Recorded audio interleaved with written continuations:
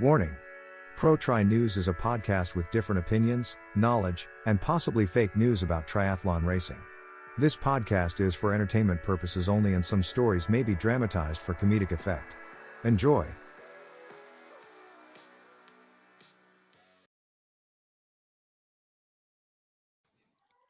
Hello and welcome back to another episode of Pro-Tri News. We took a one last week hiatus and we will be coming at you for the next 12 plus weeks straight as we move through championship season. Joined by Talbot Cox, Pat Lemieux, and Mark Matthews. Let's start with Mark. Mark, how are you doing today? Yeah, I'm good, thank you, boys. I am on week 5 of being in Austria or something like that. So I'm kind of bored of schnitzel. You know, when people say English food is bad, I think fried pork in breadcrumbs every dinner. And breakfast sometimes? Sometimes breakfast. But no, I'm really good. A great trip out here. We're now in Zellamsee. It's super beautiful, lovely hotel. Thank you very much, Ironman, for sorting us out. Steph isn't on today because it's 9:10 in the evening, and she is actually a professional athlete, unlike the rest of us. That's good. Did you know, Mark, that there's a help desk at the Zurich airport for people that thought they were flying to Australia and flew to Austria instead? Yeah, I saw this somewhere else. Like, I can't believe that's true. I can assume, and I can say this in safe company, everyone at that desk is American. That is 100% the truth. I mean, I thought the World Championships was in Birmingham, Alabama. Turns out there's a Birmingham in the UK. I don't know if anyone knew that in America, but there is. So We'll never let you live that down either. Talbot Cox, how you doing? Big trip back from Europe? yeah, I was a quick trip to Europe. They're never as fun when they're fast, but I had a blast. Got to shoot the king of Andorra himself, Cam Worth. We could chat about it later on the podcast. Complete. Man, he's quite the entertainer. And then went over to Copenhagen and spent some time with the world's most quote-unquote boring athlete, as the fans say, which I'm here to report. He's not the most boring athlete. He's actually a really interesting dude. So Who Who is didn't that? say his name. Magnus. Oh, Oh, come on.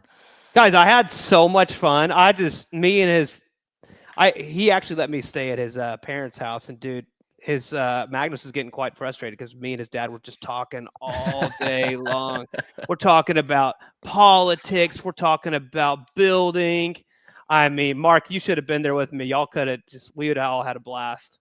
Oh my God, Magnus's dad is the most tolerant person I've ever met, and I've never met him. If he talked with you about politics and building all day, He thought that I was the craziest person he's ever met in his entire life. He couldn't even believe that someone like me existed. It was amazing. We had so much fun. It was a blast. But it was a lot of fun. He's got a great sense of humor, though, doesn't he, Magnus? Oh, my It's God. just We had so much fun. unbelievable. Yeah, So he's much so fun. underrated, isn't he? It's so He's good. so It's dry, so- so it's- cutting, so dry. The only thing, I probably shouldn't talk about personal things here on the podcast, but I do want to kick Magnus in the nuts for one thing. Oh, perfect. Just stayed at his parents' house. Yeah. Just lay into him. Yeah, I need to lay into him right here.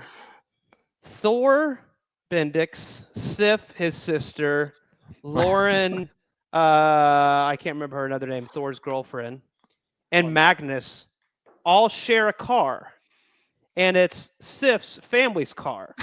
So this is my shout out to Magnus. It's time to take the 300, 500K, however much you made last year, and go buy a car so you guys can commute easy. I mean, I know everyone there rides bikes, but they do need to ride to the swim in the mornings. But go Do buy they a car, really? Magnus. Yeah, Magnus just doesn't. He's just floating, man. He don't care. He's like, I don't need to buy a car.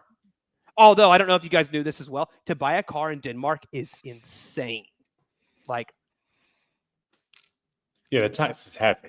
the taxes vary, especially It if does you buy sound a like gas car. Magnus's agent might be taking too much off the top. That's what I was starting to think. You know, I actually began a conversation with Magnus. Skimming. I said, Magnus, have you talked with your agent about getting you a car deal?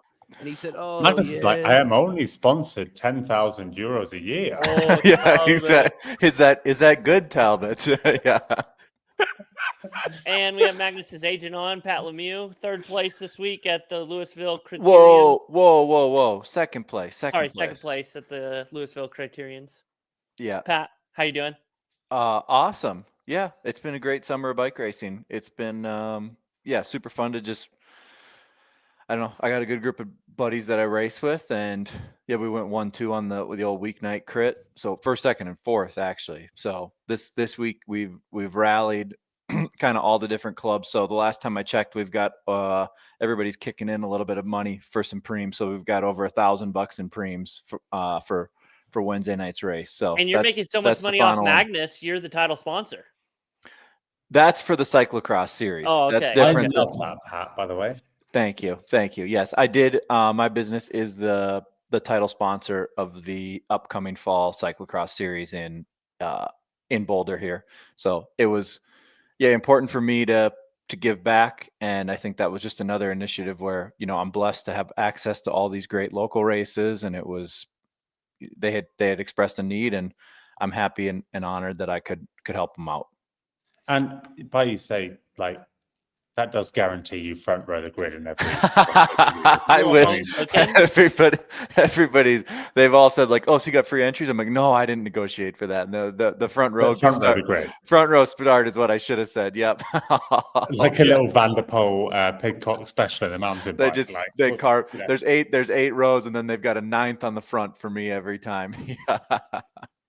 Which is also funny. I actually told Pat this last week that I was thinking about becoming an agent or manager myself, and he kind of popped my balloon. He was like, "Talbot, just because ChatGPT 5 came out doesn't mean you can be a manager." And I was like, "Yeah, that's probably true." So then I tossed the idea out the window again.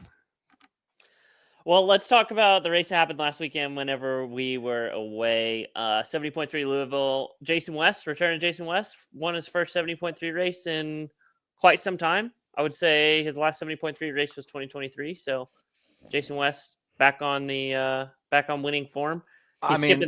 He's skipping T100 French Riviera this weekend.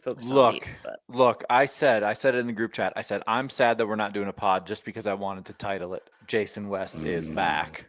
So I think, yes, it was a small race. It was great to see Jason back on the top step. Talbot, we're doing a pod. Wake up. Hello. Oh, sorry.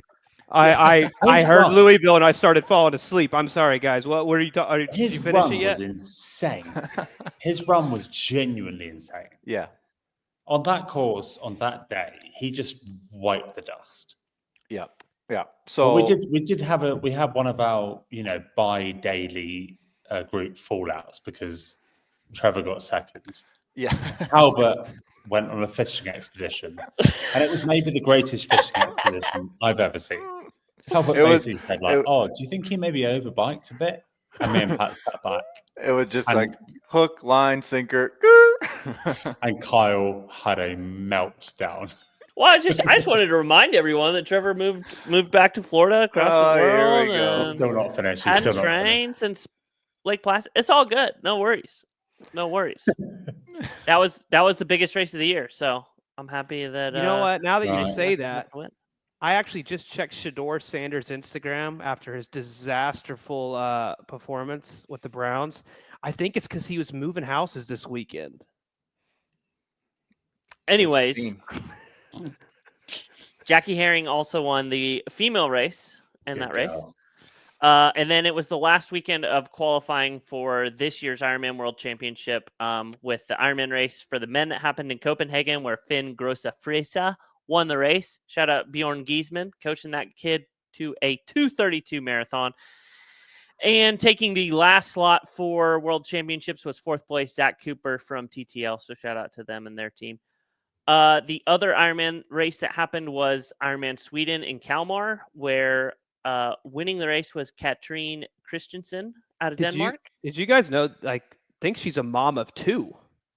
Yeah, so that was one of my points I was going to make in a second. So she is, and she was a very young mum. She started, and she's had a second, and it gets better than that. So the other race that happened was a 70.3, where Rico Bogan's sister also won.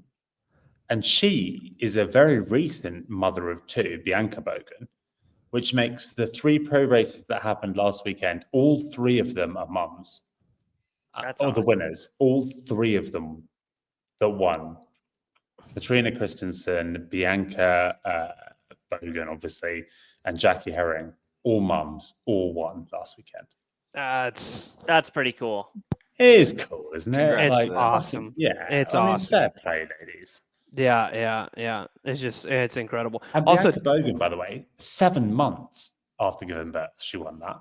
that is wild. I will say I did was looking on Instagram. I didn't know if it was Rico's wife or his sister. No, Because it's they his have sister, a yeah. collaborative website, and did some digging, but then I was like, oh yeah, that's his sister. So Yeah, she's good as well, by the way. She's like, Yeah, her ranking's really obviously good. real bad because she's obviously just had 2 kids, not raced, but like she's an all-round athlete. She's a good swimmer, good biker, good runner. Like, I hope she gets back into it now because I think she's a bit of a gun. totally. There was the other one, obviously Chelsea Sodaro stamped her Validation. I don't know, validation for Nice with a 3rd place at Copenhagen. So, Kalmar, sorry. Yeah. And then this weekend was 70.3 Talon, where Katie Kivi, it was won by 2 Estonian athletes, Henry Right, I've Reifel got to give this. and This Kaidi is me. Kaviova. Right, Kaidi Kevioja. She is like the hometown girl there.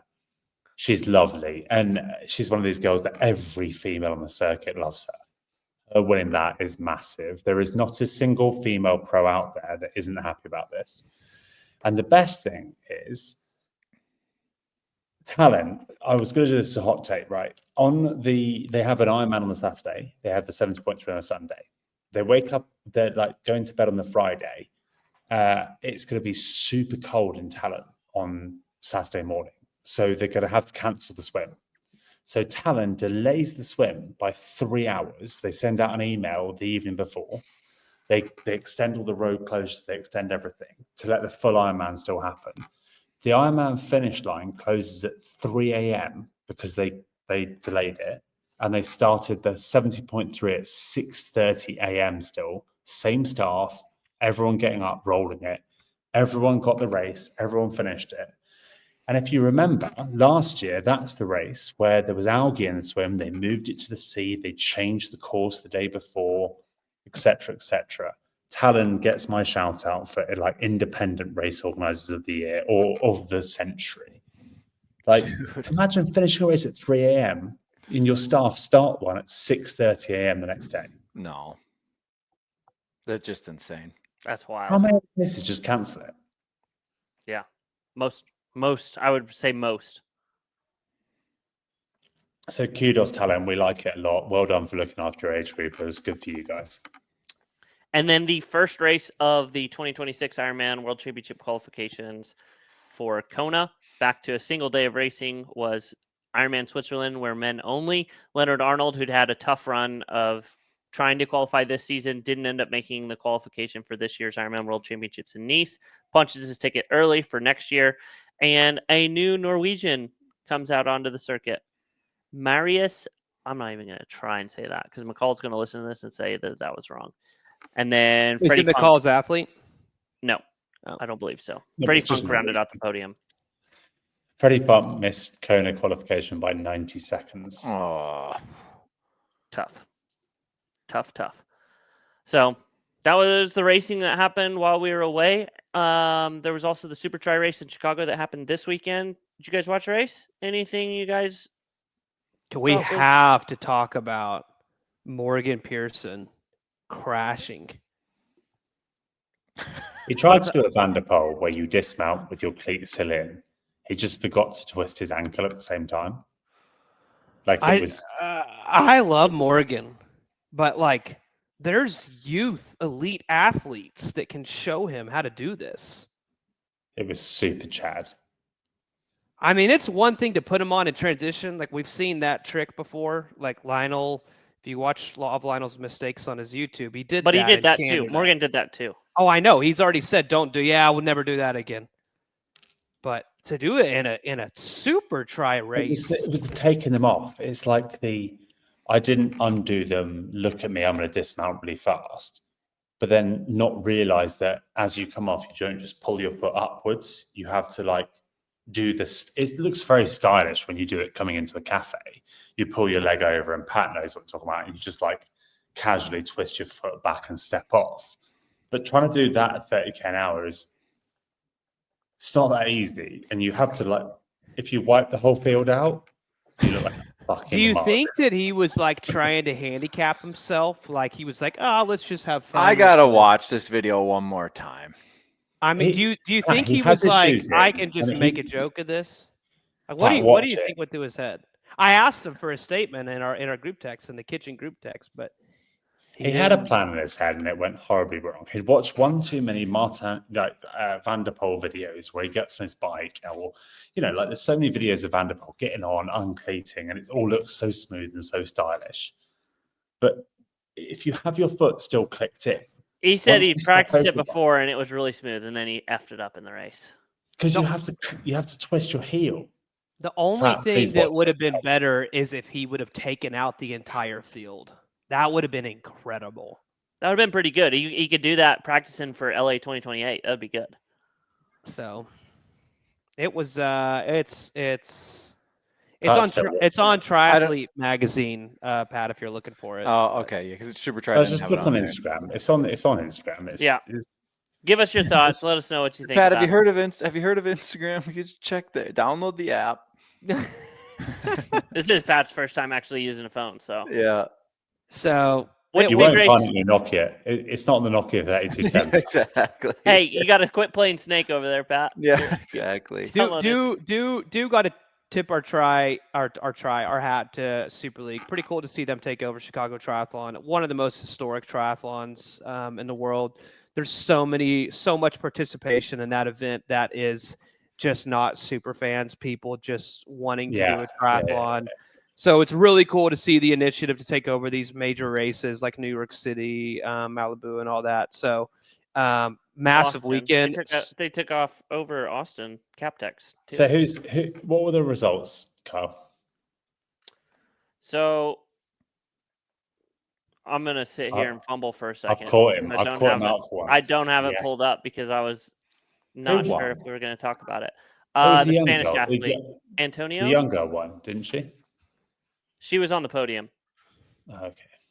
So Alberto Garcia won the men's race, John Reed second, and Tyler Mislachuk third on the men's side. And then on the women's side was Jean Lahair, Georgia Taylor Brown, and then Rosa Tapia. I don't think that's Georgia right. lost it. Georgia lost it in transition as well. She had a shite transition and lost it. Yeah. Yeah, that's not the Anyway, race. that's Super Try. Yeah. Go back and rewatch it if you are interested. It's really hard for me whenever there's all these series going on all at once because Super Try had a ton of wild cards because I think people were eyeing both the T100 French Riviera coming up this weekend and the WTCS. So Really hard for you. Imagine there's a handful of the athletes that race in every single one of the series and do mediocre in them all. That would be really hard to do that too. which race you want to talk about first? French Riviera WTCS or the T100 or the Ironman ZLMC? I'd say we get into the greatest. I mean, I'm so excited for this weekend. If it was, if I had the cash, I would go and watch it. If I was in Europe, I'd go and watch it. But I think why not? That's the beautiful French thing is Riviera. Mark can just take the train and go and watch that race and then go get back in time for Cat's race. What? I'd go watch Super Try, then get back in time for. No, No. the WTCS, French Riviera. I couldn't give one single fuck. But all right, let's go. Hit it out. The T100 French Riviera race is happening this weekend That's in a joke. Preju. I'm sorry. The course, that French Riviera course, is the best. Single loop bike course. First time I've Uh, ever seen that in a T100 race. It looks brilliant. I'm really excited for it.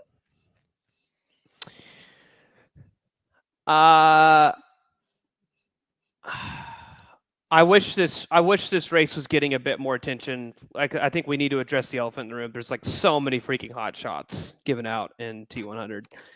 it's unfortunate. This is literally the week before the Nice World Championship. I understand there's a logistical nightmare of planning. There's not too many for this one, though. There's only like 3 or 4 for this one. Hot shots on the men's side. I wish it was getting more attention. I wish it was at a little bit better of a date than it deserves, because, I mean, it's just freaking epic that you have both these races on this weekend. It's just crazy to me that no one's really talking about it. It just sucks, actually. I guess I'm a little disappointed that there hasn't been like a better media collusion between World Triathlon and the T100 to really make this like the first super weekend of racing, right?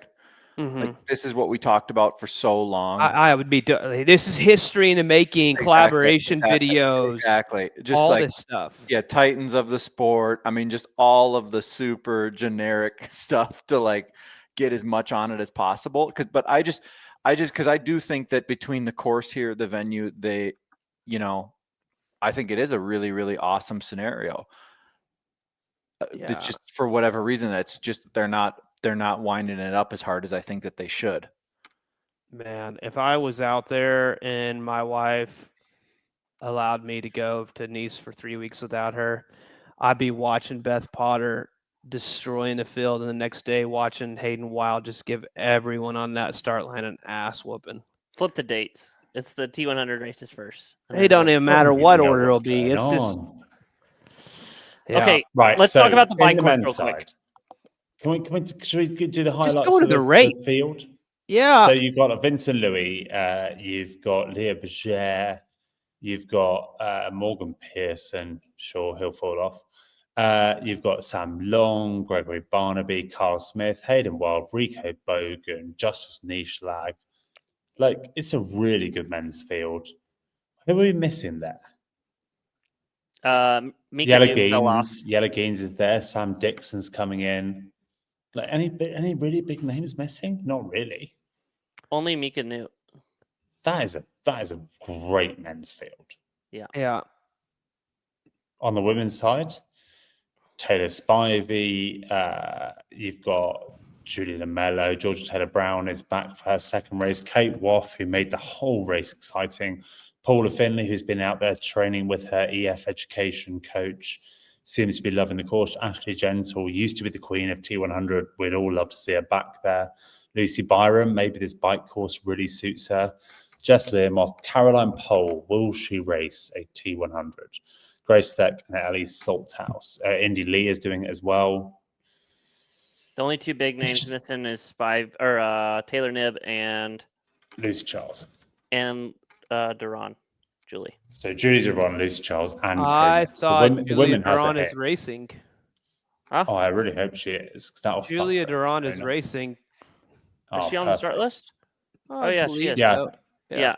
And then another Swiss athlete, Lena Bizang. So I think the big one, the big question mark then we have here, besides the racing, I just want to double click on it for a second.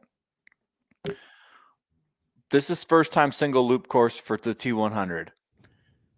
So with respect to the broadcast, could we expect a few curveballs? If they pull this off, because kudos to them if they pull this off. Because I guess I'm not going to mention any names, but I saw somebody in T100 London that's in charge of this broadcast, and I asked this person, I said, how you feeling about the broadcast in Fréjus? And he kind of looked at me like, why are you trying to ruin this beautiful day that I'm having right now here in London? And so I'm a little bit, the logistics of this, right? It opens up a new can of worms for them that they haven't had to negotiate yet. Separate to that, I think the other interesting one for the age groupers, now the age groupers are on the lapped course this weekend in Fréjus. So I don't know if there's 100 or if there's, like there were in London, 5,500 that are racing. But obviously that presents some challenges. For me, I hope that we get a spectacular broadcast. I hope that they've got helicopters, they can sort it out. But I mean, this is a big production for them, and a big new I don't know, just a bunch of new challenges for them. Do you How do see you- do how you do see another challenge being that the races are going on at the same time as well? Like both the men and the women's race are going on pretty much Yeah, 20 minutes apart. my hope my hope is that they have a producer in the room that can really call the shots. I think when we saw the quad box in at T100 London, I would encourage everyone to, if they do that alternative stream again, to pull that up on YouTube. It was super easy, and I thought it was quite good for those moments that were lulled. Honestly, I actually prefer it. Like, if you have the quad box, you have split screen. I kind of want them to happen together because I don't really want to have to watch for 7 hours. Like, I quite like that it's job done in 4 hours and I can watch both and the commentary focuses on one. I think it's better. Now, look, we're straying a little bit away from the race and what we're thinking, but I meant to touch on this in London, and I think now would be an appropriate time. Is there a world, because now that the race have come within 20 minutes of starting, should the T100 ever enter in like a handicap format where the women get a 15 or a 20-minute head start? Right. They should do one race. Was it called Le Havre? What was it where they used to do that? No, it was it was the lifetime races. Yeah, that was it. Yeah. Yeah. I mean, and is this a format that all of a sudden, because I'm thinking the T100 is ultimately trying to make it to a broader audience. They're trying to sell, advertising. They could be the first sport that says, look, like, we are racing the women against the men against the women. And there's the winner of the race, and then there's also the winner of the whole thing.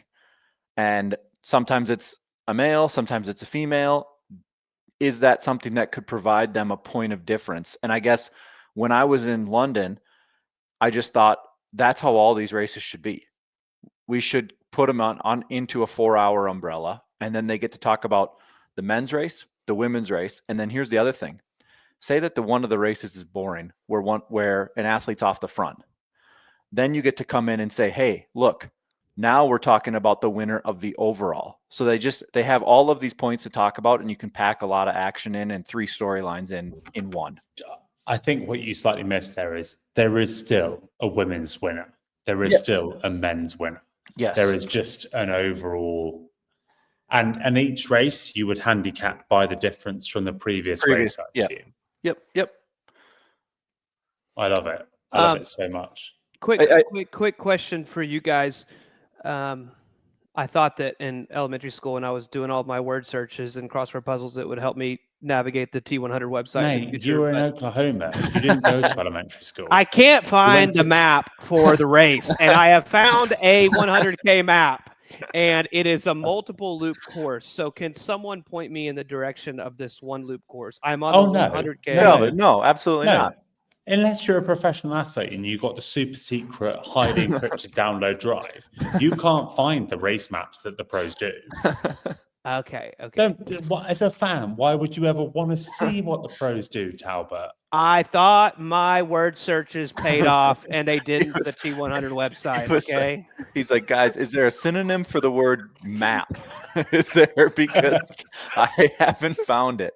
Like the Dora Explorer, point to the map. I'm like, where is the map? No. That is a massive downside of T100 at the moment, because they like to change the pro stuff so late. They never actually publicize what the pros are going to do. Well, they don't ever have like the road closures official until 3 days before or something. Because I would love to know this course, but Cat's not racing it, so I don't have the fucking map. Okay, but Mark, I want to just close on this, because you being excited about that idea that I have makes it seem like there's some legs to it. Yeah, why not? That's what I think. I just think it would. Where did the interference happen though? Because Lucy Charles catches Sam Long in the swim for 15 minutes. No. So for 15 minutes. That's the thing. That's the thing is what we've kind of learned a little bit. There's no interference. There is no interference, right? Like the men are going. They're all good ranked athletes, and the men are going a completely different speed on the bike. That's not a shot. That's just like the reality of the distance that they're overcoming. And so I just think this would add such a cool component to it. And it's like you throw up a 20K bonus for the overall win only.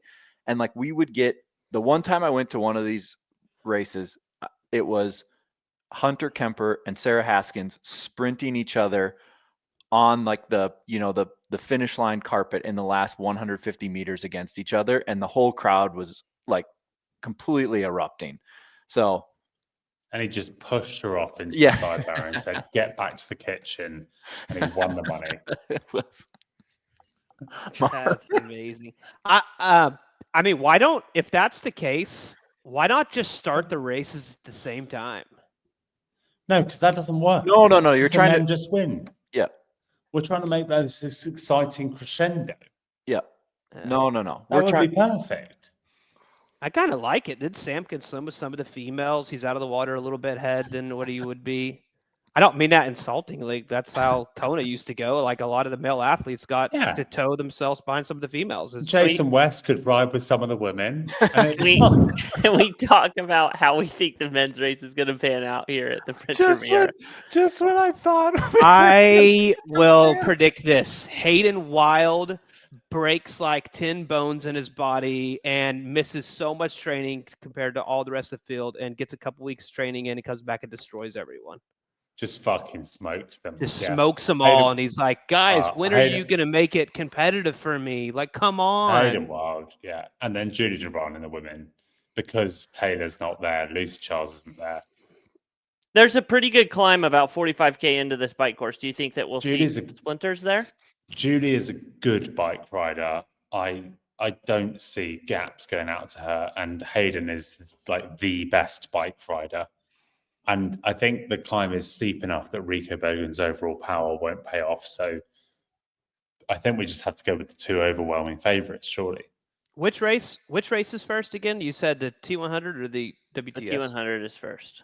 I was about to say, because if the WTCS was first, I'd throw Cassandra Bergran and Beth Potter in there and really see some fireworks. It's a good question, though, because there's a required meeting for WTCS, and you have to do the bike recon, don't you? So, like, how is Hayden, Morgan Pearson, and Taylor Spivey able to do all that stuff? While also doing the they'll other- work that out logistically, but they'll get it worked give them out. a pass on that. Yeah, That's they'll, fine. they'll do it. They're going to get a pass, so they don't even have to serve the penalty for it. No, what do they they'll got come out. out? Real. Come on, that's a dumb question. Kyle, you guys don't care about rules anymore. Oh, yeah, the rules don't matter. That's right. You're in the United States of Trump. You don't Hey, care hey, about. hey. We're not going political. We're not going political. Okay. Do you want to pick a whole podium, or are you guys good with just picking winners? Hayden Wild for all four races. It is a T100. We always do picks. Let's not downplay it. We always all pick right. T100. Come on, let's get a grip of ourselves. For the women's race, I don't see how anyone can look past Kate Waugh. I mean, she just nearly lost to Lucy Charles. Julie Duran could be in the start list if she wants. I still see Kate Waugh taking the win. Georgia Taylor Brown, we'll go Julie Duran second, Georgia Taylor Brown third. I'm confused by this. Georgia Taylor Brown hasn't proved anything this season, and you guys are picking her for a podium. She Oh, came Paula second in the Finley. Super Paula Tri Finley. I race forgot Paula yesterday. Finley's racing. This would be a Georgia great Taylor course Brown. for her. George Taylor Brown came second in a Super Tri race yesterday. only Against because of that. nobodies. Against nobodies. She is an outstanding athlete. No, I'm not sorry. going to say Judy this. Duran wins the race. In second place, Kate Waugh. In third place, Georgia Taylor Brown. I think she's a really dynamic bike rider. I don't think she's mastered distance. She had punctures and stuff. She's super strong. She climbs well. She comes third. Mine's not that different or exciting. Just to confirm, Yellow Gaines is racing, correct? Yeah, correct. Yeah, perfect. So I've got Julie Duran winning, Kate Wass second, Ash Gentle third. True. Yeah, gentle. I just think that this course is probably going to suit where she's been training in Andorra. So I think she'll feel at home there on the roads.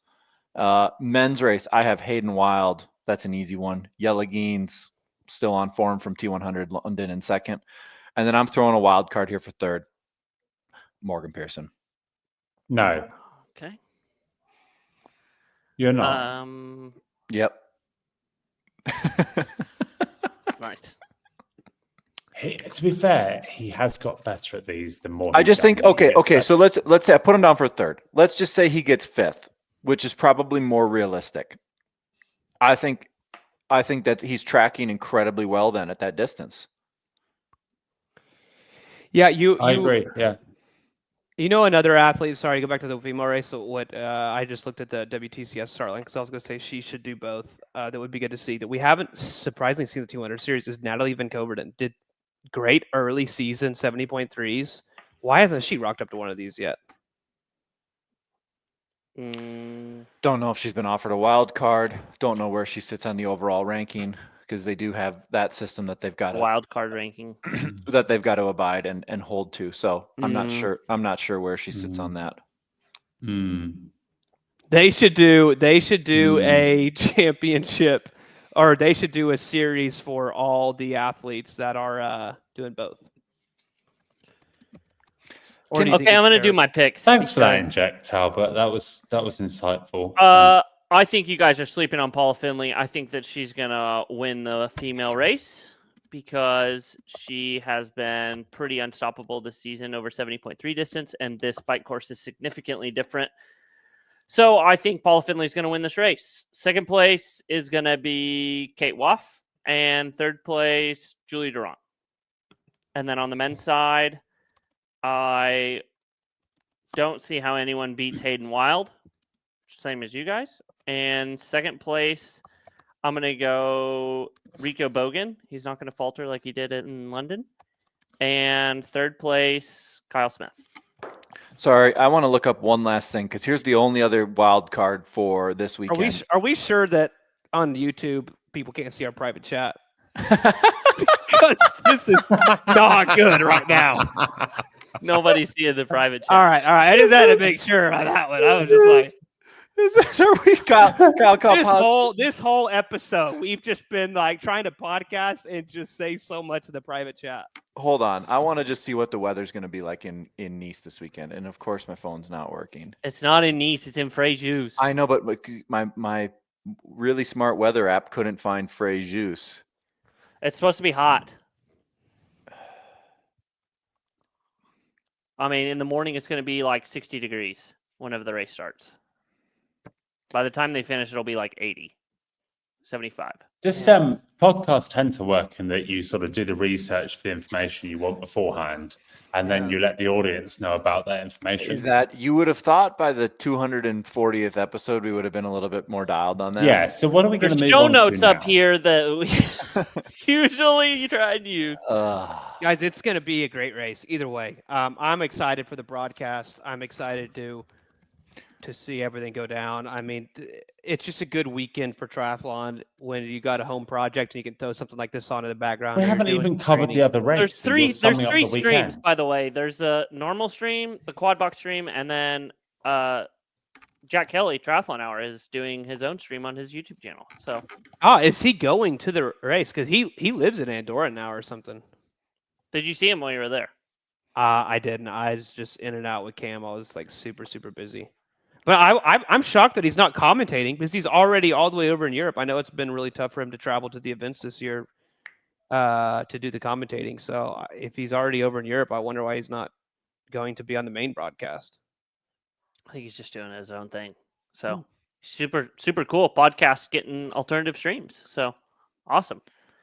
Let's move on to the WTCS race that's happening. It's pretty imperative that I would say Matt Hauser continues his reign of dominance because now with Hayden Wild coming back, like he actually has some competition in these races. There's only you have to hype this up, mate. Okay, there's only 40 people doing this race. Pat, tell us how significant that is that there's only 40 people on the start list. I'm not certain why the subscription to this race is so low for the men and the women. It's full. 55 men, 40 women. 40 women. Okay. Yeah. So, I mean, I think, in the first year back in the Olympic cycle, that's something that we could see. Typically, what happens is there may be athletes that say, we want to do this race, but their federation won't allow them to for a number of different reasons. And I don't necessarily know how I feel about that. And that's not something that we got to necessarily harp on or worry about this week. But I think, look, this is what happens when we're in the back half of the year. There's so many races on deck now. And so people are choosing, right? And this is the start now of there's 4 World Series races within 7 weeks that include the grand final. So they're going to just choose to miss one potentially and then go do the next one that's in Karlovy Vary in 2 weeks after. And then there's another one in China. So yeah, I guess my final closing thoughts on this would be World Triathlon T100, please try and hype this weekend up as much as possible, because I do think that this is the future for both of these organizations and their ability to thrive. I think we'd love to see a T100 race in tandem with what they're going to be using for the Olympic course in Venice. It doesn't have to be in Venice, but like in the area, right, adjacent to it.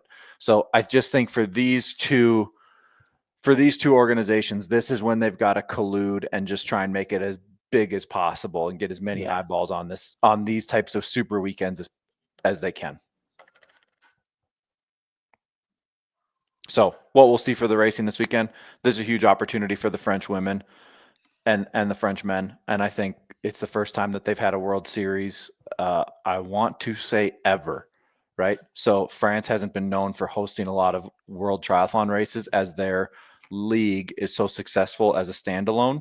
So you're going to see a bunch of French athletes on the men and the women's side throw down performances that we probably haven't seen, because they're going to rise to the occasion here. So this is very, very close to them having their own Olympics like they did last year. And the races being so close together. Saturday morning for the T100 race, and then the WTCS race, the men race in the afternoon, and then the women race in the evening. So the venue itself is going to be popping. Can Hayden Wild win both? Hell yeah. He absolutely can, right? Yep. Yep. Yeah, I don't see how he doesn't. The biggest thing is going to probably be a swim. Like he swam his sprint finish, like that. They're gonna affected. Yeah, the French boys are gonna, and Matt Hauser are gonna do the swim as ballistic as we've ever seen it. That's the only chance you can get to break Hayden. Because it's like an insult to them if he wins. Are we just like it's all a sprint sleeping? Race. It's a sprint race. Are we all sleeping on Alex Yee? I'm like confused. Is he racing? Yeah, he's back. He wins. Yeah, he wins I'm like really confused. Like here, like that we're like he ran a 13. This is so like I'm not 13, in any 13. way insulting all these athletes are phenomenal. This is a lot slower than an Olympic year. The bike is not pushed. Alex makes the pack, and with his eyes shut in zone 1 wins this race. Like that's 4:15 mile pace he ran. He ran a 5K at 2:38 per K pace on the track just 2 weeks ago. Yeah, I think he wins. Yep. Guys, I have such a crush on the UK athletes. Why is that? I'm just like in love with them. Is it Mark or what is it? No, Alex is just a really nice guy. He's just my favorite. He's a lovely athlete. bloke, isn't he, Mark? He is a lovely bloke, as I would say. He's unassuming. He's nice. He's normal. He's not showy. There's no brag. He never badmouths anyone. He just destroys that. Yeah. That's why I was like, when I heard Hauser earlier, I was kind of like, okay. I honestly, sorry guys, I didn't know he was racing. He wins it easy. I just crunched the numbers in my head. It's a 99% chance he wins. Yeah, I don't understand how he loses here. Maybe he's a little rusty, although he's done a super tri race, so I don't think he's just too rusty. He wins it. But he's too fit. Yeah, just too. Right, we're Ironman fanboys. Yeah. But let's move on to the B race of the weekend, which is the Ironman Pro Series. We didn't even get to talk about the women's race for WTCS. Are we sexist? We talked about. You just talked about the French women. You listed them all, didn't you? No. Yeah. We didn't go through and list them all, but yeah, we're fine. Let's move. We're going to ZLMZ. Well, there's Who's going to be winning a the lot women's of race? pressure on Chase McQueen this weekend because he's racing and his girlfriend really has to perform in France. She's done it before in France. She got the job done when it mattered the most. I'm still cheering for Beth Potter, but I think Cassandra takes it. Cassandra wins. She's on form. She's brilliant. It's at home. She'll win. This is a sprint race. Yeah, that- Cassandra every day of the week. All right. Sounds good. Well, there you go. Two big races to watch, both Saturday and Sunday. Tune in to your local TV provider for that. Moving on to 70.3, ZLMC, Kaprun, Salisbury. I didn't think they could add another city to this 70.3 race, but they ended up doing that because it is a Pro Series race where Mark's wife, Katrina Matthews, goes head-to-head against Ann Reichman and Solveig Lofseth and Lisa Perder, who are three women that are coming for her Pro Series title. You also have a couple surprises with Lena Meisner added to the mix, the other German, Laura Jansen, and that's pretty much it on the women's side. On the men's side, you got Dominic Soweja, Jonas Hoffman, Fabian Kraft, Nick Thompson, my favorite athlete, Cameron Main, who's Mark's favorite athlete. And if you go further down this list, there's a lot of like short course people that are coming up and across. Gregor Payet, It's all right. We get it. There's a lot of athletes. Yeah. You want me to keep going? No. Well, no, this is one of those. Carl's right to say this. This is one of these random European races where you don't know many people on the start list, and there's going to be like 4 guys run a 109, 5 guys.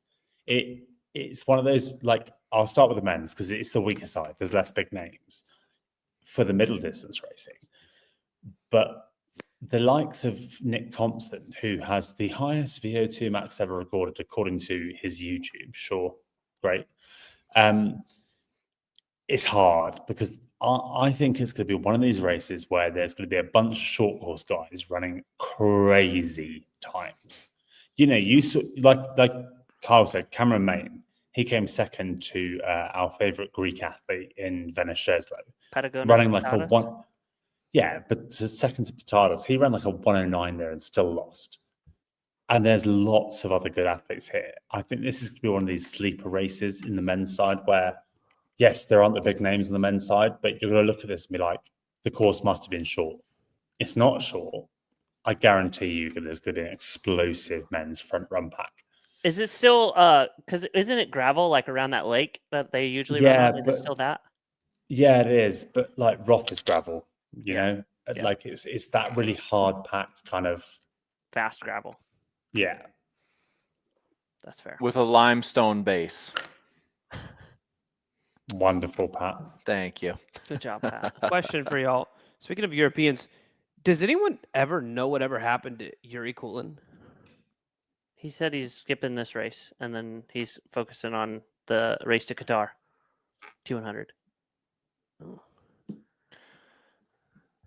Why do you ask, Talbot? I just hadn't seen him perform, and like ever since that heat stroke. I mean, that's what happens. Like most people, they have that heat stroke, and then all of a sudden, they're just not a good athlete anymore. Yeah, happens to people all the time.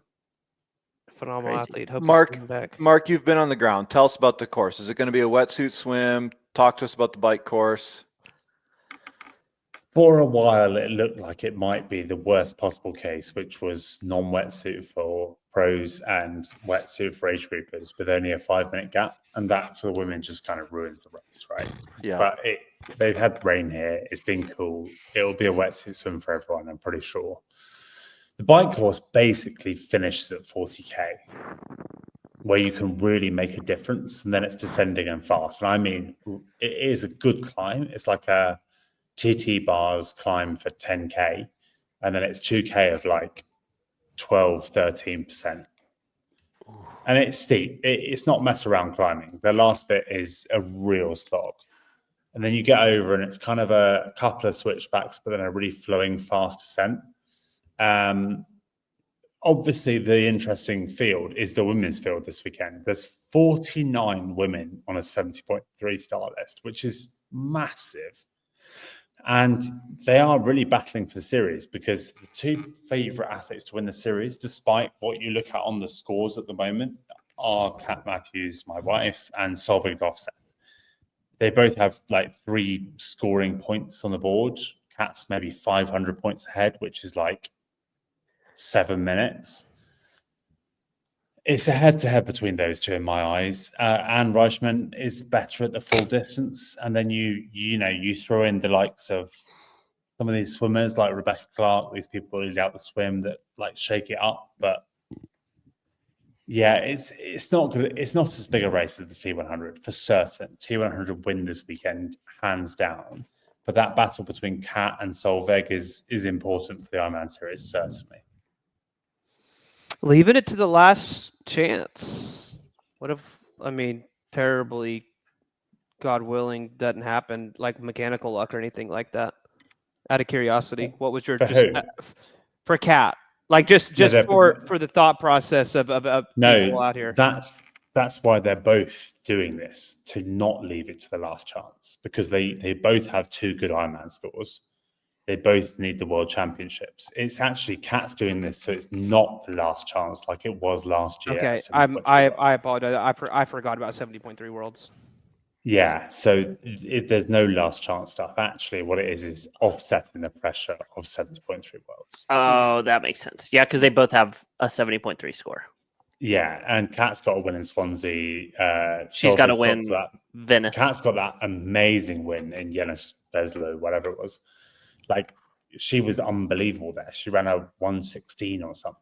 So You mean, I think you said the wrong name there, Mark. Solveig. Yep. You said Kat.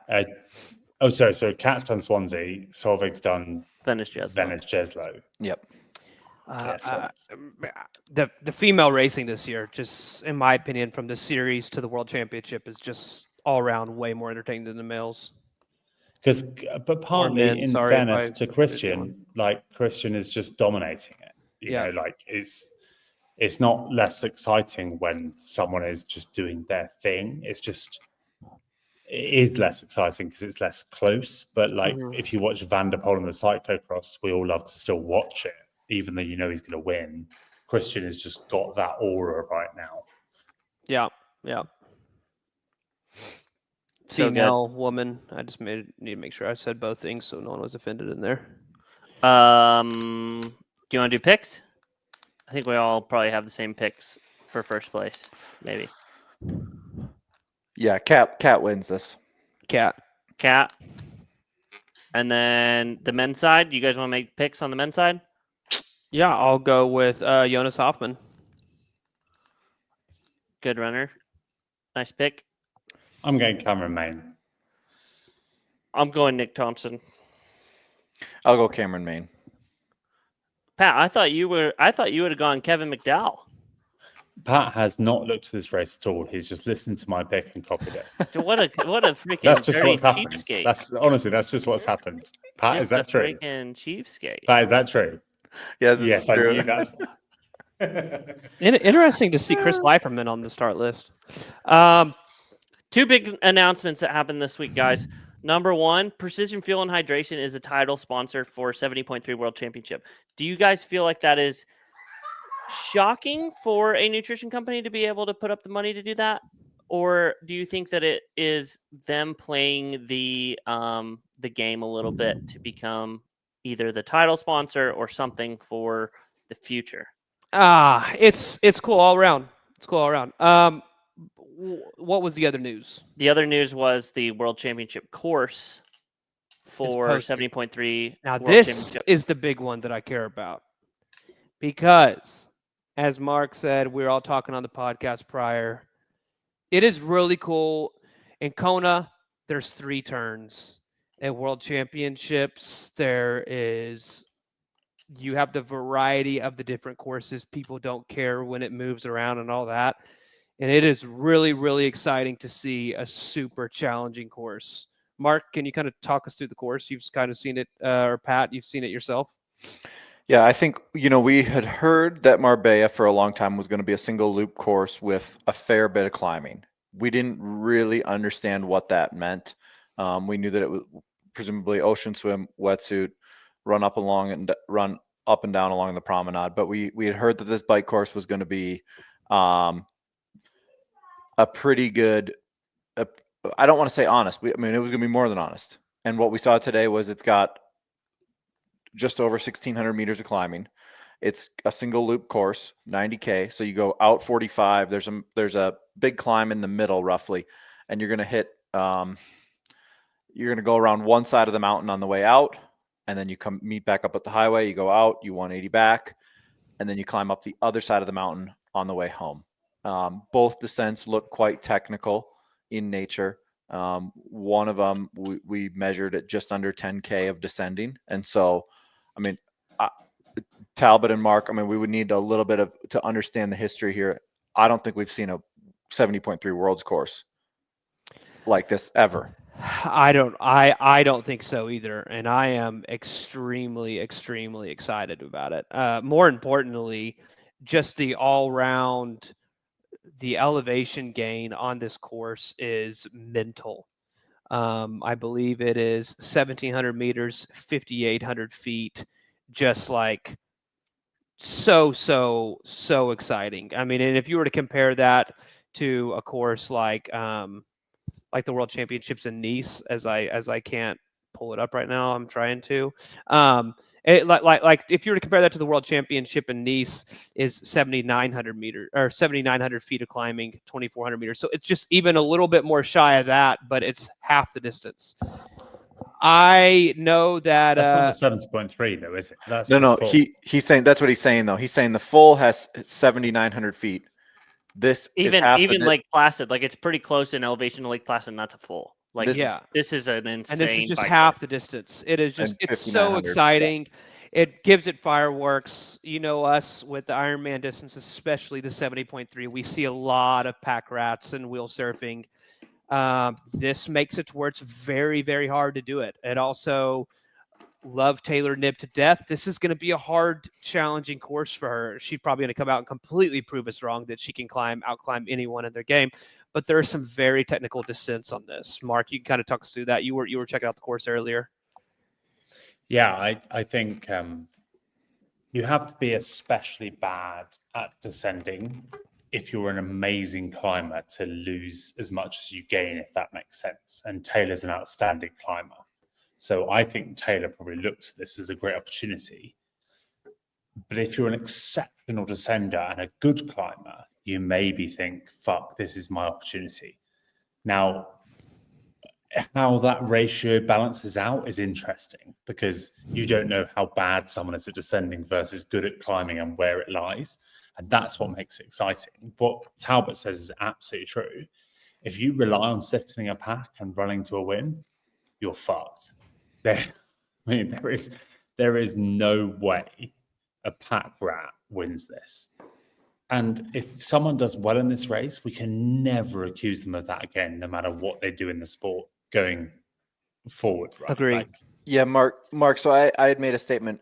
I mean, this is the hardest 70.3 Worlds course in history. True statement. Comfortably. Yeah.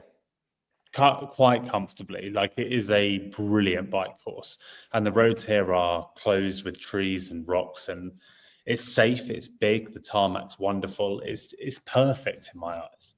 It shows a different skill set that, like, the T100 hasn't been showing. Yes, actually, to be fair, the French race this weekend is really exciting, but it's like Nice in a way. It becomes exciting because it forces athletes to consider how they will train.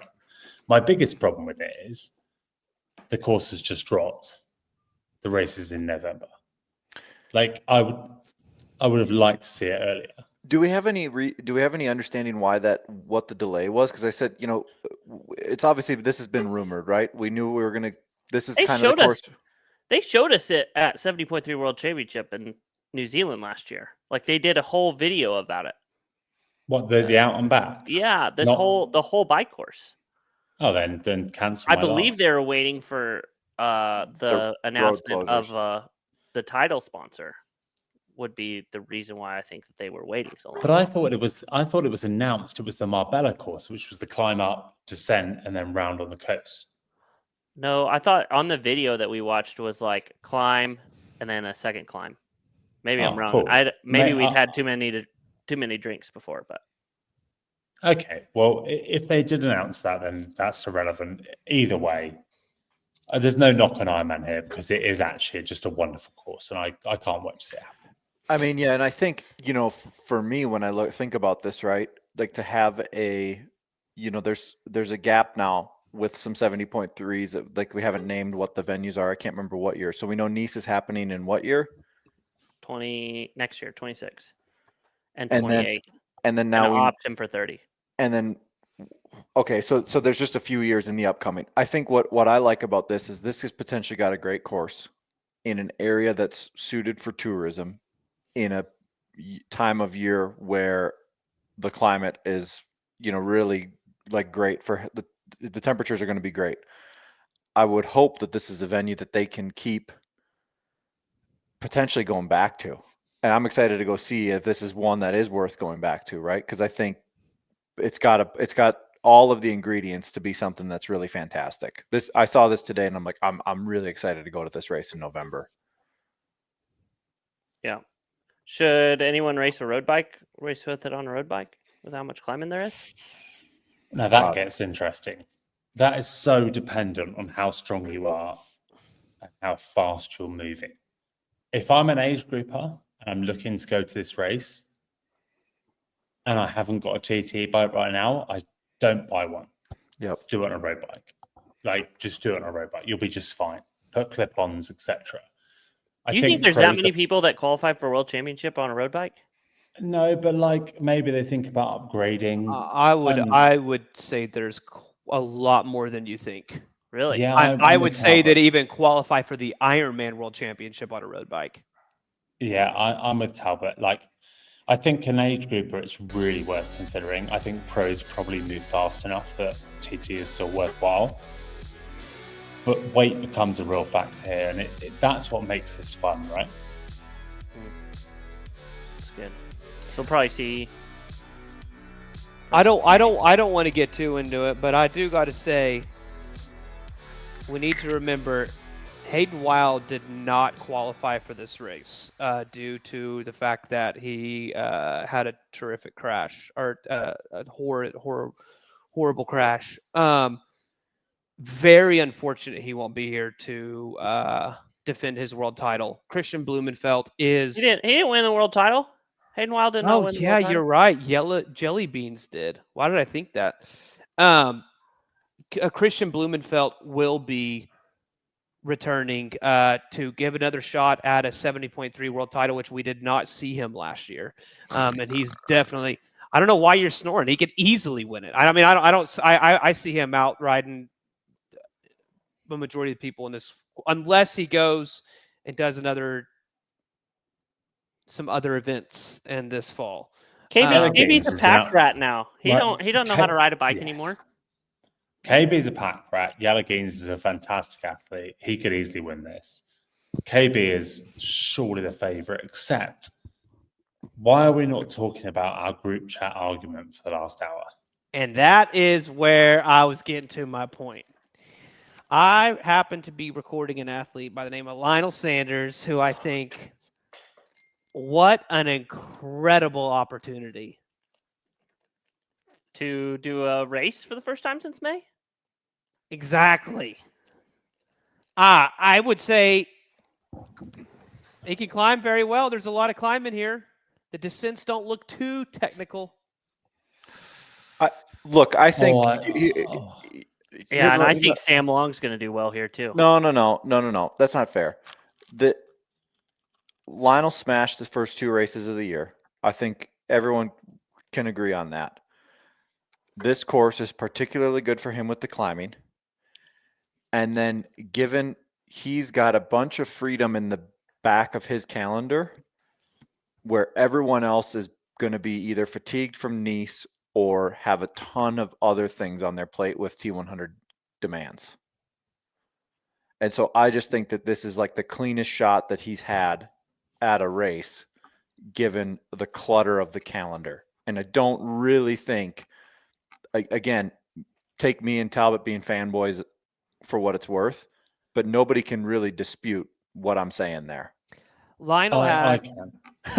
one second. Let me wrap up that one more time before Mark goes.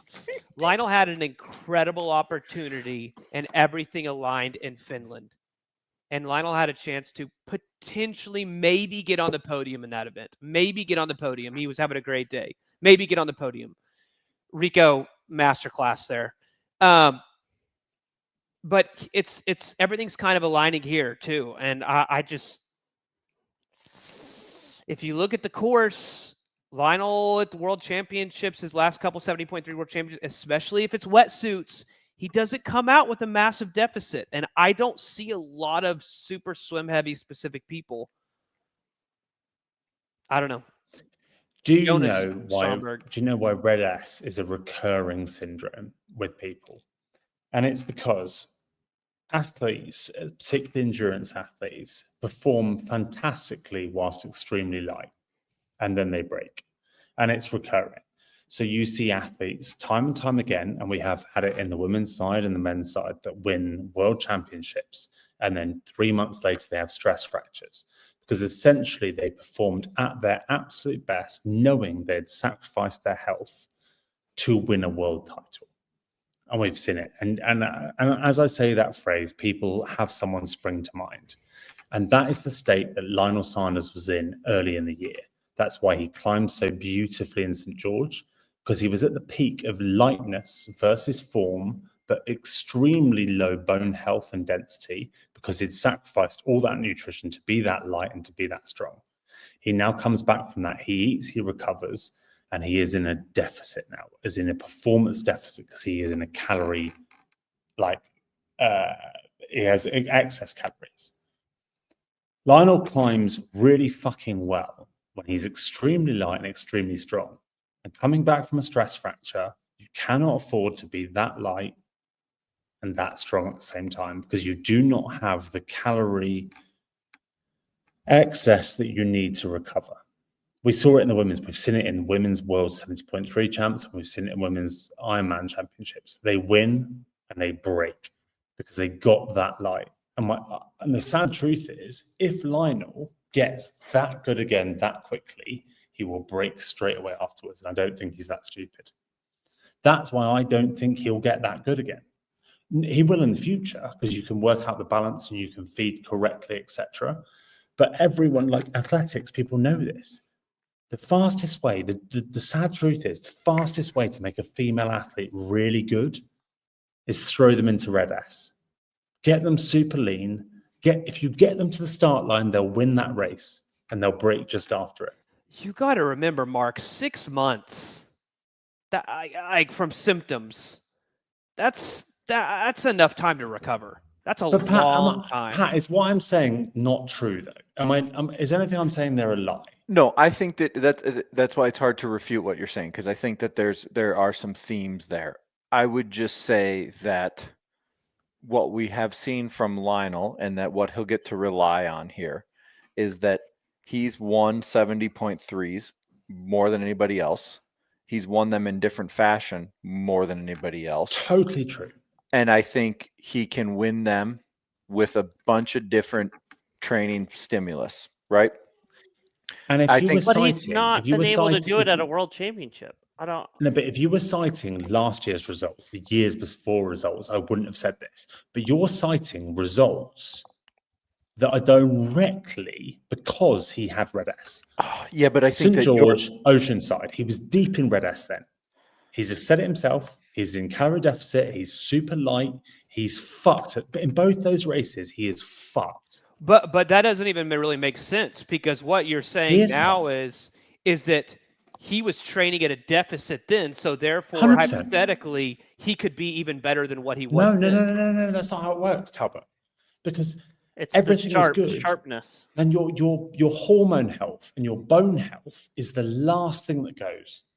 So he is fucked. His bone health is through. If he had fallen down a set of stairs there, he'd broke his hip. Like an old man, because he's fucked. But he can do the event he's training for because that's what he's training for. And then eventually it goes doing a normal activity like running. That's how Red S works. Lionel's come out with the series on YouTube, and he's talked a lot about this. But if you hear what he's saying too, you could probably argue a little bit. He's been competing at this state of Red S for 5 years, or almost a decade, since 2017. Just Lionel's really good, and then Lionel gets injured, and then Lionel comes back and he's really good, and then Lionel gets injured. It's just a constant up, down, I'm injured, up, down, I'm injured. Versus being someone who actually understands how to balance nutrition is just usually tends to avoid injury unless there's. Yeah, but the person that avoids injury the whole time is just second place all the time. The person that risks that deficit and doesn't give a fuck is the person that wins, but they're a horrible role model and they don't give a shit about their health. And I think Lionel, not undeliberately, he's not done it on purpose. I think Lionel potentially is actually performed to his very best, deep in Red S, super lean, super fit, break. Just get back, get super lean, get super fit, get super good, break. And that is what I can't stand in the sport. And that's why I hate this stuff about Tour de France champion, and she wins wonderfully the women's Tour de France avec Zwift, etc. And all anyone talks about is her weight. But that's the sport. So I'm not knocking them. I just don't think you can cite Lionel's performances in St. George and Oceanside and assume he'll get back there if he maintains a healthy weight. I would say he's better than. I would say he's better at 70.3 Worlds, and then we can revisit this show in post 70.3 Worlds. I would say he performs better. I'm not saying he will win, but I would say his performance is better at this event than where do you think he's going to finish? Because I thought we started this was Lionel's going to win. I potentially could see Lionel getting on the podium, potentially winning. Like I mean, I would definitely say he would give it a run for the money. We are missing some notable people. We are missing a Hayden Wild, who I think that we could all agree, if he was racing, would more than likely win this race. I would even say head-to-head against Christian. I think Christian has his eggs in too many baskets right now. I think you have a lot of tired athletes. You have athletes that are coming off the T100 series and all that. I think the stars align. And also, too, there could be some random European athletes that are leaving short course that could all do good here as well. So I just think that, and don't get me wrong, it's a good every time I bet against Lionel, he comes out and wins. So, and he is a generational athlete, and what he does for the sport and his honesty and the way he's addressed this and he's owned the responsibility is so refreshing. It's not like, oh, I had a freak stress fracture. It's so refreshing to him to own it and expose the world to these issues. I just think, expecting someone to come back from that kind of thing that quickly is a huge burden. That's what I'm kind of. Yeah. Fair. Thoughts? So that's 70.3 World Championship preview. Preview. I'm excited. It's going to be a great race. Oh, I think it'll be the race of the year, personally. That course, I just think it is set to be so exciting because you get the one climb, you get the descent. You don't think there's an asterisk with Hayden Wild not being there and T100 gaining all this steam and momentum and all these T100 races sandwiched in between 70.3 One time an athlete said that there's a bit of luck in winning and everyone gets to experience it. And the winner of the race in the male side will say, I got a little lucky that Hayden crashed on his bike and didn't qualify. Yeah, but Hayden could have qualified at any point last year. I think Kat qualified for this in about May last year. Yeah. If he wanted to be there and he wanted to do this race, you bank it early. We say this all the time. We say this for the Pro Series. If you want to win the Pro Series, you bank the points early. If you want to win the T100 Series, you bank the points early. If you want to win Kona, you qualify early. Anyone that leaves it really late and then goes, oh, I had a problem, please let me in. You should have done what every other athlete did and qualify early. And the extenuating circumstances with this wild card that Ironman's able to give out according to their rules, that's pretty much if they give it to Hayden Wild, is fucking bullshit. Yeah, because he could have qualified at about 40 races before it. And let's just remember, it's in the event that Mark starts to watch this race and maybe that Lionel begins to win it, right? Will we see Mark reach out on the run course and try and give Lionel a live split while running next to him, or give him any sort of I other will just- information? Outside assistance, a couple. Do we have Lionel, to? I got a carb gel for you. Here you go. Do we have to worry Right, about see, that? Off the podcast, you boys all know I am actually a bit of a Lionel fanboy. And Talbot knows that if Lionel's podcast is out late, my wife gives me grief and makes me His message YouTube Talbot episodes. and say, where the fuck's Lionel's podcast? I want to watch The it. Like, YouTube. we're actually Yeah, fanboys. yeah. I'm just the balance on this podcast. So if Lionel wins the 70.3 Worlds, I will be over the fucking moon. No, that was a little. No.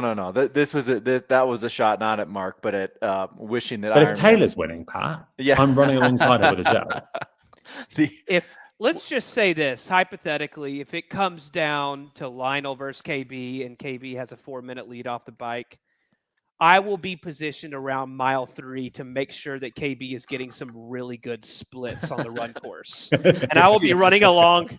I will You'll see actually Pat. train to run along with him for more than 20 steps.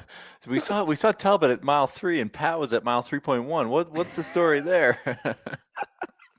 I'm going to be handing KB some. I'm going to have tennis shoes. I'm going to have some on running shoes and some Morton in one hand and on running shoes in the other. I'm going to. Do you need one of these? Do we think that there will be clarity on that rule, Mark, coming up? No, absolutely not. It's Iron Man. Like, I love them. They're doing everything right except for Karashim rules.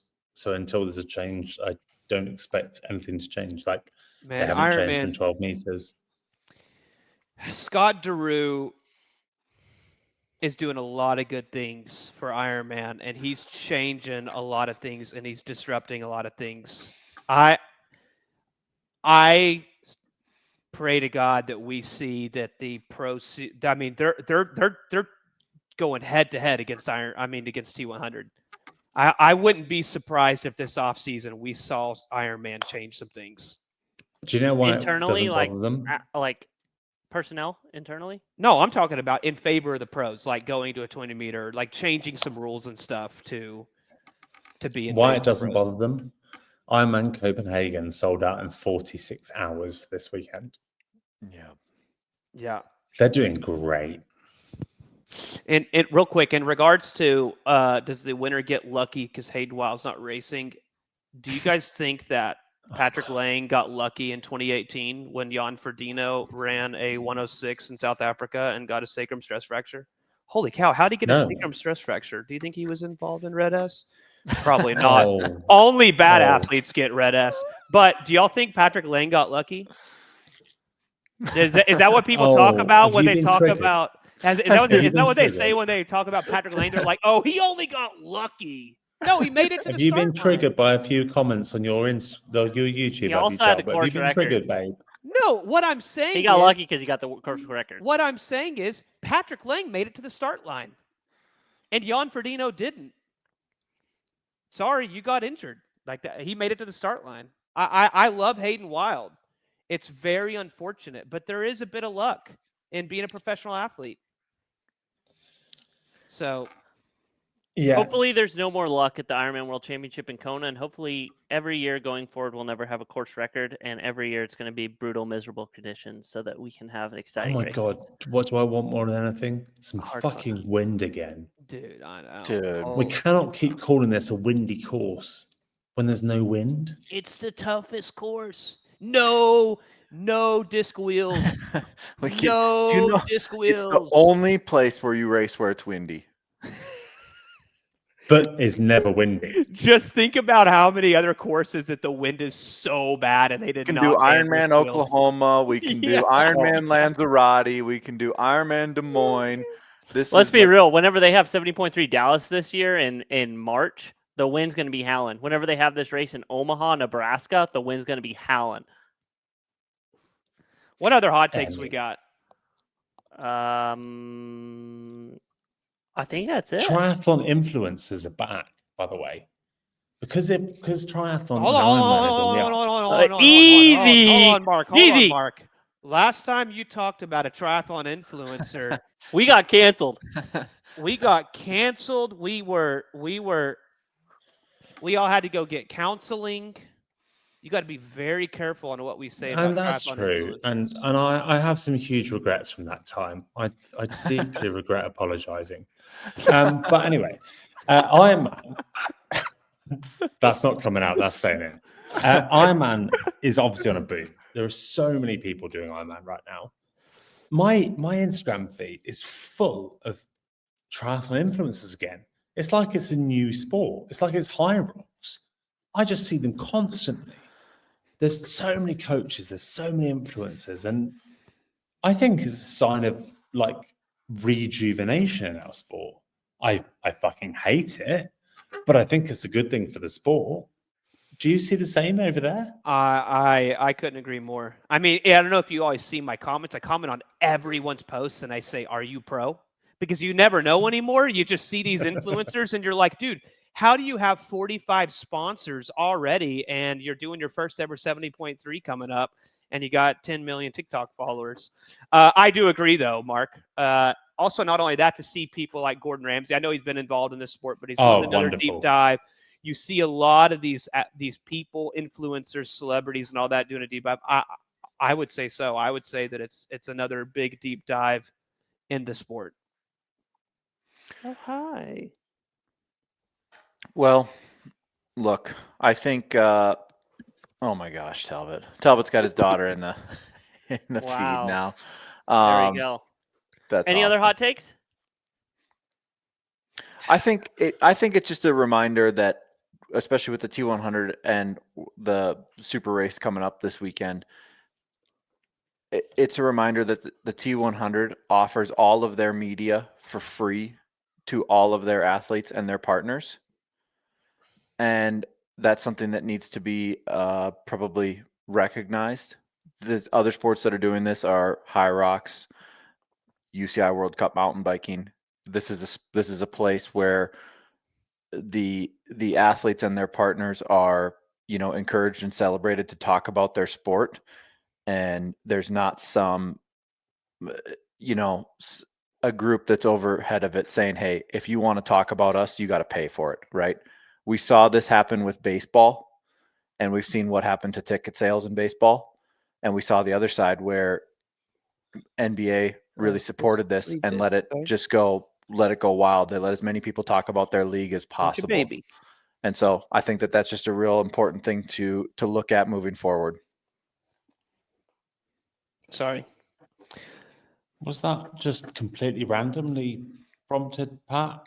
Or I would say I'm not going to name any names, but I'm going to say that one of the bodies of triathlon put out a teaser of what a licensing agreement could look like.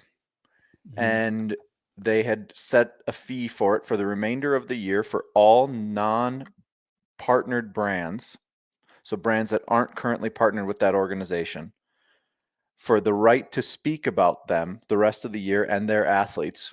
We're charging $125,000. Now, people might say, oh, okay, well, Trek Bikes, they're $1 billion company. They can afford that.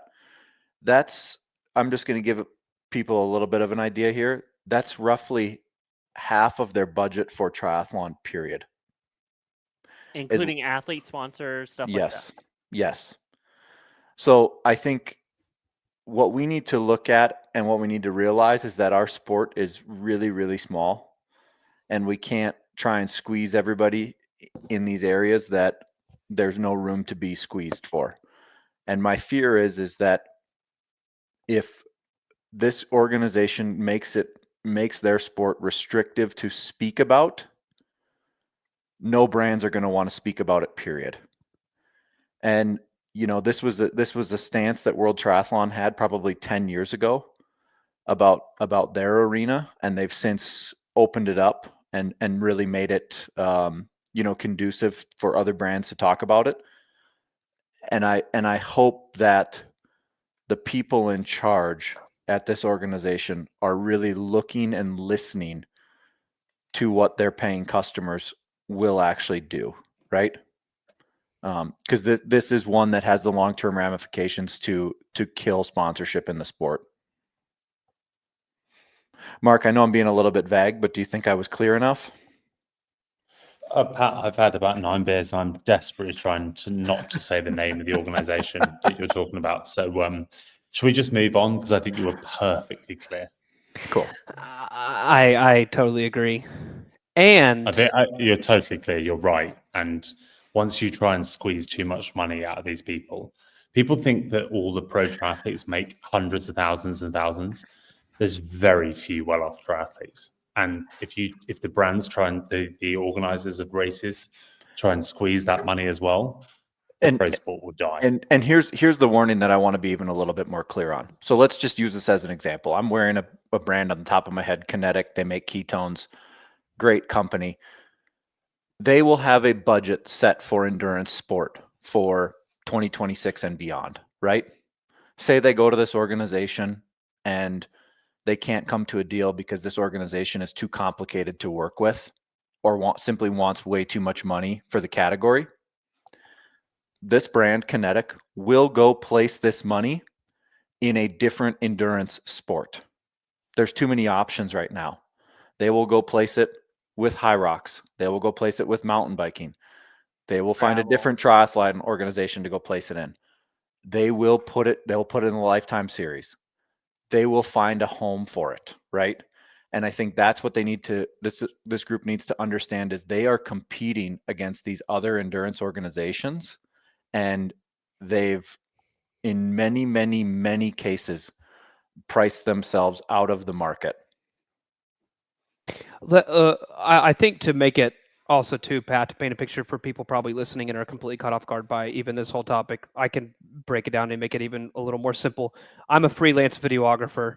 Let's say like Kinetic, like what Pat said, calls me and they say, hey, we have an athlete that is competing in this event. Can you go videograph them?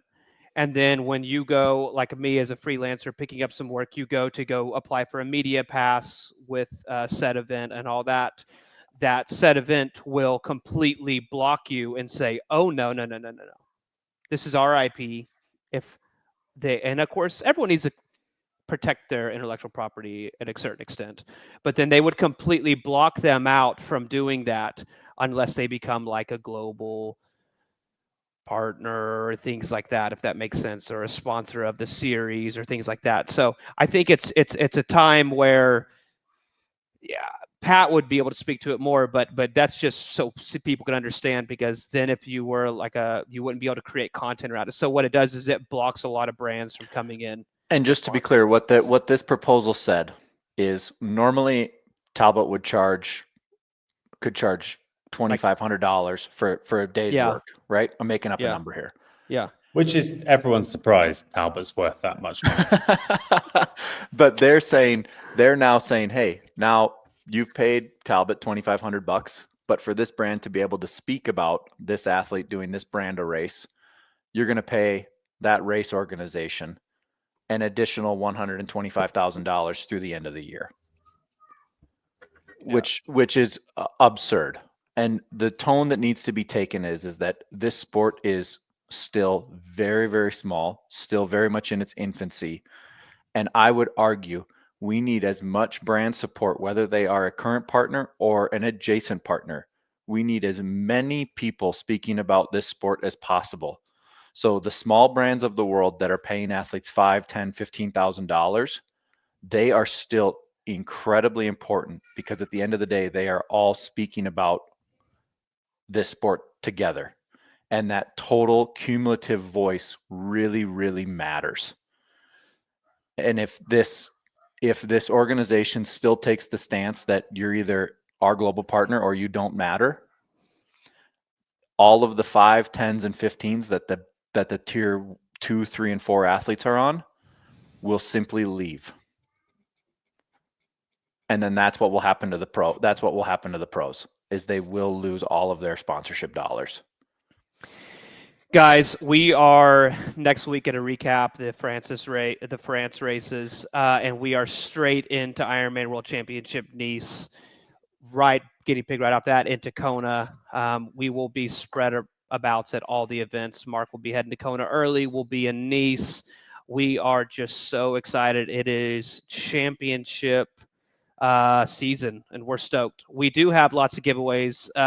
We got Wove saddles coming out for free. We got Wind Republic gear coming out for free. We got some MNSTRY nutrition products to hand out. We are super excited. So make sure to get those. You do not miss an episode. Make sure you hit subscribe, turn on your notifications, and we are more than excited to be at all the World Championship events. We think it is very important for our team to be on the ground at the World Championship events to learn all the inside nuance and dramas. And there's no better place for you to hear it here, for you to hear anywhere else than here. So with that being said, we'll see you in the next one.